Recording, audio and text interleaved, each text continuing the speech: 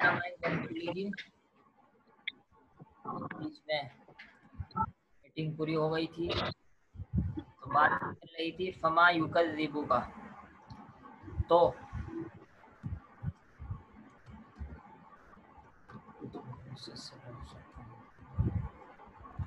क्या चीज़, ये क्या चीज़ तर्जमा हो रहा है माँ का। माँ का तर्जमा असल तो है क्या, लेकिन चीज़ हमने सिर्फ वजाहत के लिए बढ़ा दिया। तो क्या चीज़, युकज़्ज़िबु का माने है झुटलाना, लेकिन जब हम किसी को झुटलाते हैं तो आदमी झूठा हो जाता है।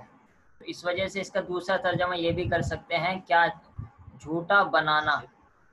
झूठा बनाना और झुटलाना एक ही मतलब है। तो युकज़्ज़िबु का तर्जमा करेंगे क्या चीज़ तुझको झूठा बना रही है। तुझको का तर्जमा है काफ का। क्या चीज़ तुझको झूठा बना रही है। अब झुटला रहा है वो किस चीज़ को, इसका बिद्दीन का ताल्लुक है युकज़्ज़िबु से।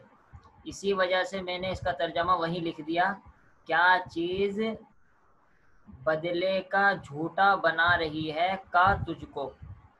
तो ये बिद्दीन बदले का तर्जमा है इसका, लेकिन ये वहीं लिख दिया मैंने युकज़्ज़िबु के साथ ताकि मतलब समझ में आ जाए।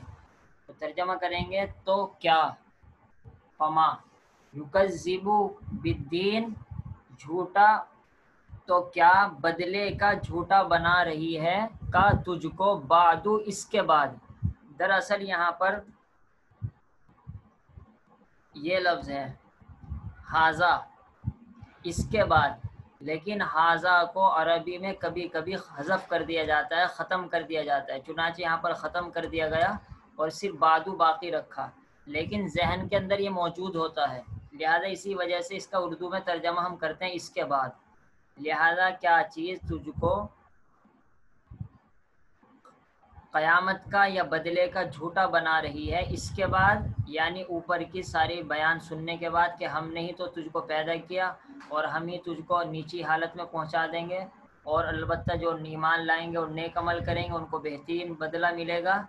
तो एक काफिर अब भी तो क़यामत को झुटलाता है, तुझको ऐसा नहीं करना चाहिए।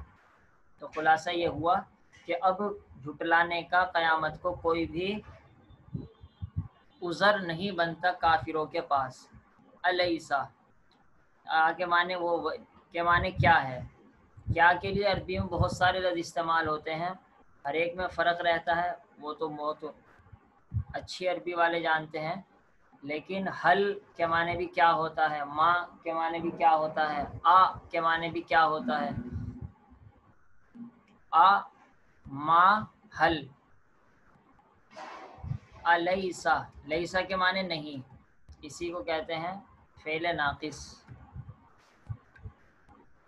अलैसल्लाहु, क्या नहीं है अल्लाह।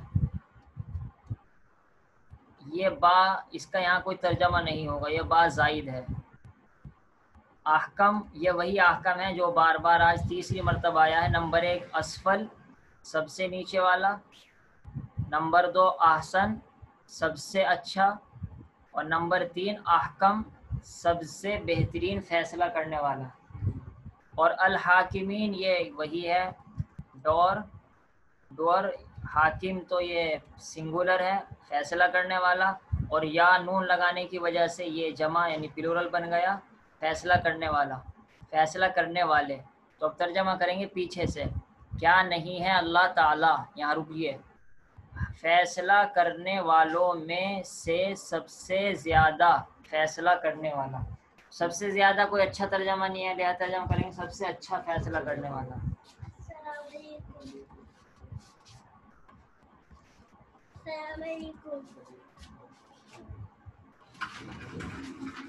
सबसे अच्छा फैसला करने वाला।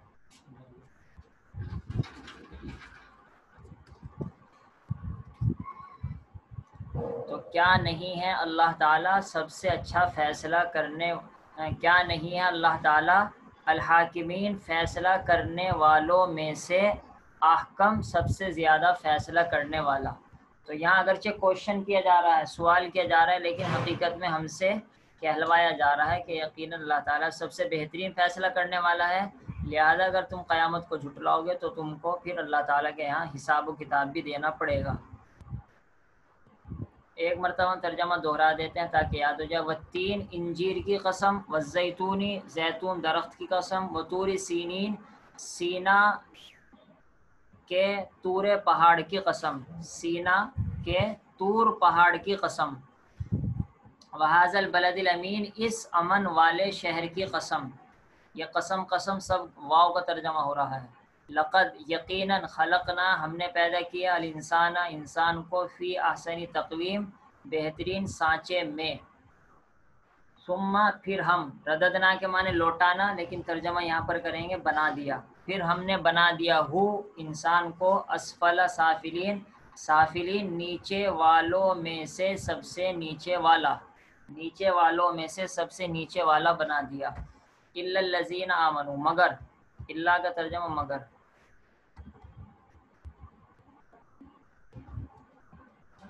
مگر الذین جو لوگ آمنوا ایمان لائے، وعملوا الصالحات اور انہوں نے عمل کیے اچھے، اچھے بھی ترجمہ کر سکتے ہیں اور نیک بھی ترجمہ کر سکتے ہیں. فلہم تو ان کے لیے اجر بدلہ ہے، ممنون ختم، غیر نہ ختم نہ ہونے والا.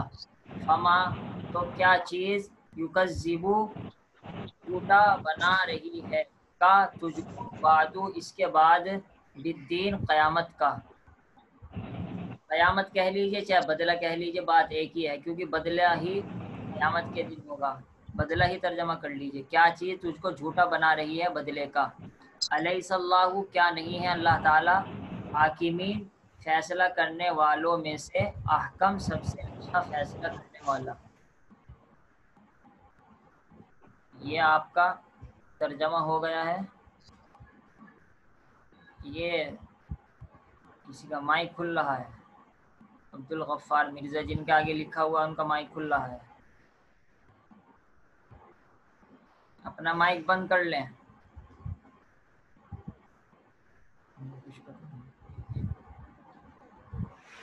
خیر اب ہم تفسیر شروع کرتے ہیں، بالکل وقت مختصر سا رہ چکا ہے. آپ والتین والزیتون وطور سینین وہذا البلد الامین. اس صورت کا خلاصہ کیا ہے؟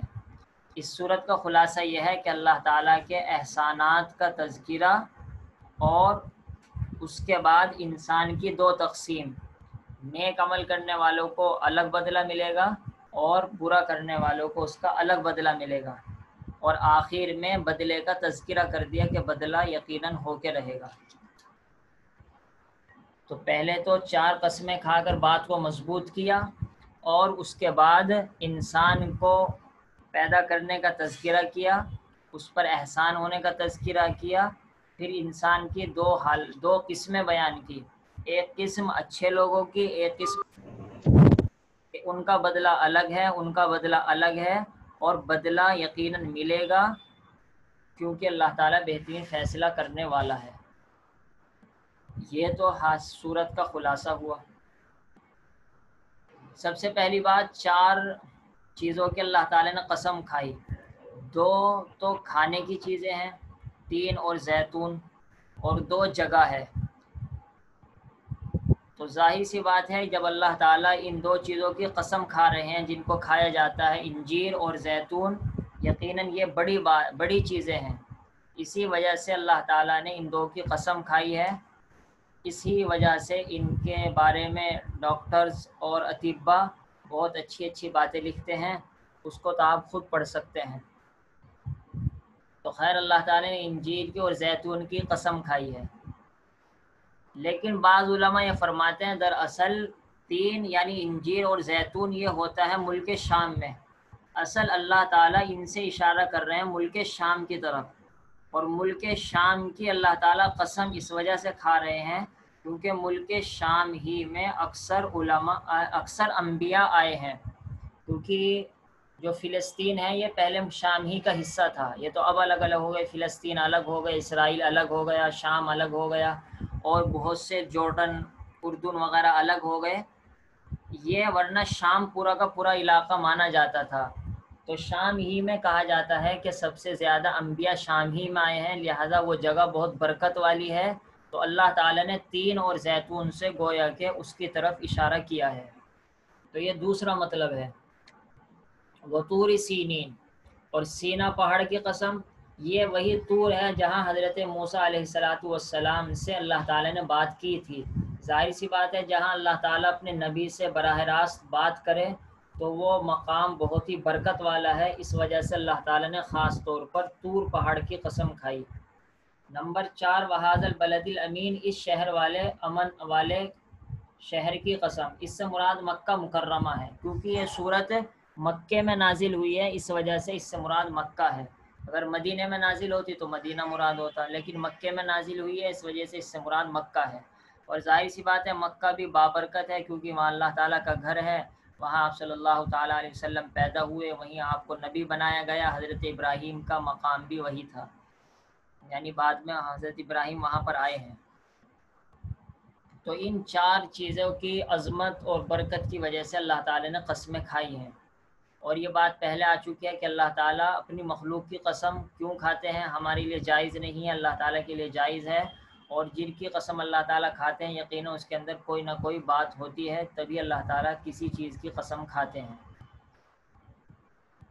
لقد خلقنا الانسان، قسم کھا کر اللہ تعالیٰ نے ہم کو توجہ دلائی ہے کہ ہم اللہ تعالیٰ کا شکر ادا کریں، چنانچہ اللہ تعالیٰ کا شکر ادا کرنا چاہیے کہ ہم کو اللہ تعالیٰ نے ایک اچھا خاصا انسان بنایا ہے۔ خدا نخواستہ اگر ہم کو جانوروں کی شکل پر پیدا فرما دیتے تو ہم اللہ تعالیٰ کا کیا بگاڑ سکتے تھے، اور جانوروں کی ایسی بدترین شکلیں ہوتی ہیں، اور خصوصاً انسانوں میں بھی اللہ تعالیٰ بعض مرتبہ کسی کی شکل بگاڑ دیتے ہیں، کسی کی آنکھ میں خرابی، کسی کے کان میں خرابی، کسی کے چہرے میں خرابی۔ تو ہم کو اللہ تعالیٰ کا شکر ادا کرنا چاہیے کہ اللہ تعالیٰ نے ہم کو صحیح طریقے سے پیدا فرمایا۔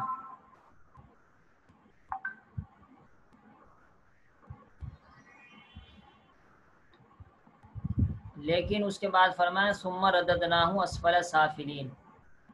اس آیت کے 2 مطلب ہیں۔ نمبر 1 مطلب تو وہ ہے جو حضرت تھانوی علیہ الرحمہ نے بیان کیا ہے کہ پہلے تو ہم نے انسان کو بہت اچھے پیدا کیا، لیکن جب بڑھاپا آ جاتا ہے تو اس کی حالت بہت گھٹیا ہو جاتی ہے، کبھی یہاں درد، کبھی وہاں درد، کبھی یہ بیماری، کبھی وہ بیماری، کبھی یہ دوائی، کبھی وہ دوائی۔ لیکن اب تو اللہ تعالیٰ اپنی قدرت دکھا رہے ہیں کہ خوبصورت پیدا کرنے والے بھی ہم ہیں، لیکن ہم گھٹیا حالت میں پہنچانے والے بھی ہم ہیں، لہذا ہم اپنی قدرت پر، ہماری قدرت پر انسان کو غور کرتے رہنا چاہیے۔ اور جس طریقے سے بوڑھے آدمی کو ہم بالکل ایسا کمزور کر دیتے ہیں، تو اس طریقے سے ہم ہر آدمی کو، بلکہ جوان کو بھی چاہے جب اس طریقے سے جھٹکا دے سکتے ہیں۔ ایک تفسیر تو اس کی یہ ہے، تو اس کا مطلب یہ ہے کہ جو نیچے والوں کی سب سے نیچی حالت جو اللہ تعالیٰ کہہ رہے ہیں، اس سے مراد ہے بڑھاپا۔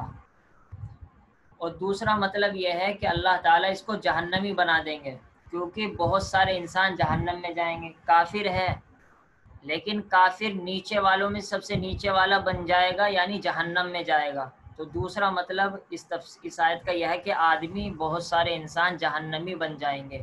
پہلے مطلب پہ تو بوڑھے بن جائیں گے، اور دوسرے مطلب پہ جہنمی بن جائیں گے،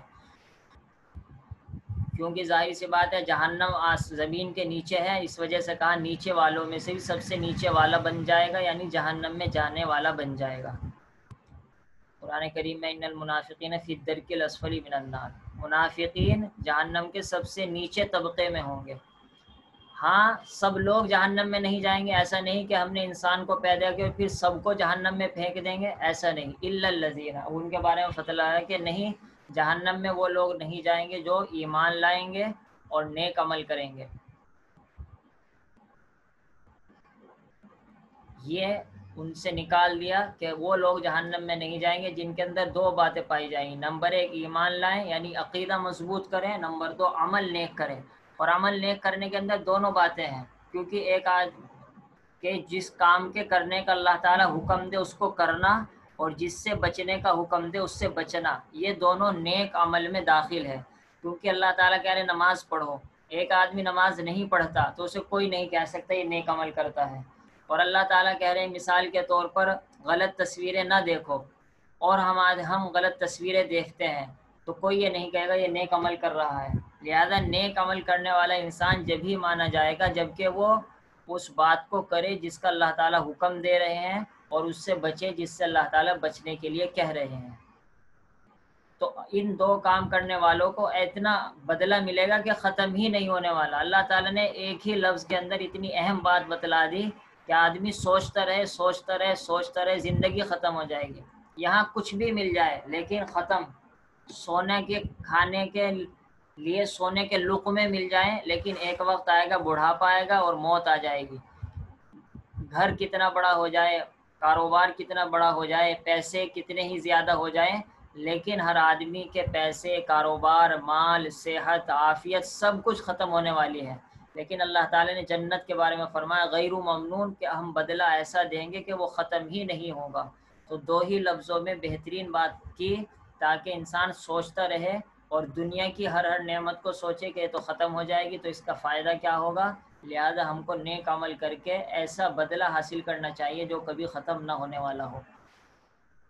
اب یہاں پر کافر کو یہ بات کہی جا رہی ہے کہ جب یہ ایسی ایسی ہم نے تیرے سامنے باتیں رکھ دی ہے تو اب تو قیامت کو مت جھٹلا، اور اب بھی اگر تو قیامت کو جھٹلاتا ہے تو ہم تجھ سے تعجب سے پوچھتے ہیں کیا چیز تجھ کو قیامت کے جھٹلانے پر ابھار رہی ہے۔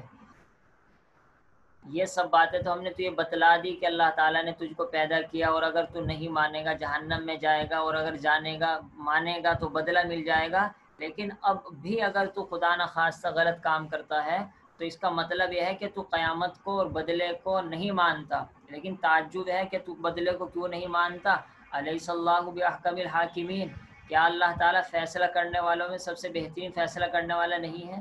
یعنی جس آدمی کو یہ یقین ہو کہ بدلہ دیا جائے گا، وہ کیسے اللہ تعالیٰ کی نافرمانی کر رہا ہے؟ اس کو تو چاہیے کہ وہ اللہ تعالیٰ کی نافرمانی بالکل نہ کرے، کیونکہ اللہ تعالیٰ فیصلہ کریں گے۔ اور ایسا نہیں ہے کہ یہاں کے جج اور یہاں کے قاضی کی طرح رشوت دے کے اس سے غلط فیصلہ کروا لیا جائے، یا وہ بھول جائے، یا اس کو گولی مار کر اڑا دیا جائے، یا کچھ بھی کر دیا جائے۔ یہاں کے فیصلے کرنے والوں کی طرح نہیں ہے، اللہ تعالیٰ سب سے مضبوط فیصلہ کریں گے، سب سے اچھا فیصلہ کریں گے، اور ایسا فیصلہ کریں گے وہ فیصلہ نافذ بھی ہو کر رہے گا۔ یہاں کی عدالتوں کا تو حال یہ ہے فیصلہ کر بھی دے اور حکومت نہ چاہے کہ فیصلہ نافذ نہ ہو تو حکومت جج سے انکار کروا دیتی ہے۔ لیکن اللہ تعالیٰ کے یہاں یہ سب کچھ نہیں چلنے والا ہے۔ تو اللہ تعالیٰ یہاں پر متنبع فرما رہے ہیں کہ قیامت آئے گی اور تم بدلے کو کیوں جھٹلا رہے ہو، اور اللہ تعالیٰ اس میں فیصلہ فرمائیں گے۔ لہذا اپنے ہر عمل میں اس بات کی طرف توجہ کرو کہ اس کا بدلہ ملنے والا ہے۔ اچھا عمل کرو تو خوش ہو جاؤ کہ اس کا اچھا عمل ملے گا، اور خدا نخواستہ اگر برا کام ہو جائے تو اللہ تعالیٰ کے سامنے رونا دھونا کر کے توبہ شروع کر دو کہ اللہ تعالیٰ ہم کو برے بدلے سے بچا لے۔ وقت زیادہ ہو چکا ہے، یہاں تیسری بات رہ جاتی ہے۔ تیسرا ٹاپک ہمارا تھا نصیحتوں کا۔ آج ہم آپ سے یہ کہتے ہیں کہ آپ سب حضرات جتنے بھی سننے والے ہیں اپنے اپنے وائس کے ذریعے سے، جو مستورات وائس نہیں بھیجنا چاہتی وہ نہ بھیجیں، اگر وہ چیٹ کے ذریعے سے لکھ سکتی ہیں۔ آپ اس صورت میں آپ کو کیا کیا نصیحتیں ملی، آپ سب حضرات وائس کے ذریعے سے یا چیٹ کے ذریعے سے جیسا آپ مناسب سمجھے ہم کو واٹس ایپ پر بھیج دینا، چاہے گروپ پر بھیج دینا، بلکہ گروپ پر ہی بھیجنا تاکہ دوسرے لوگ بھی سن سکیں۔ مستورات کا گروپ الگ ہے، جینس کا الگ ہے۔ ہم کو یہ بھی سمجھ میں آ جائے گا کہ آپ کو قرآن کریم سے نصیحت حاصل کرنے کا طریقہ معلوم ہوا ہے یا نہیں، کیونکہ اصل تو یہ ہے کہ آپ کے اندر بھی کچھ صلاحیت پیدا ہو، اس وجہ سے یہ نصیحت کے طریقے بیان کیے جاتے ہیں۔ تو اس وقت تو موقع نہیں ہے، باقی آپ یہ کام کیجئے تاکہ نصیحت بھی حاصل ہو جائے اور ہم کو اطمینان بھی ہو کہ آپ خود بخود بھی نصیحت حاصل کر سکتے ہیں۔ اب تو بس دعا پڑھ لیجئے۔ سبحان اللہ و بحمدہ، سبحانک اللہم و بحمدک، نشہد ان لا الہ الا انت، نستغفرک و نتوب الیک۔ سبحان ربک رب العزت عما یصفون، وسلام علی المرسلین، والحمد للہ رب العالمین۔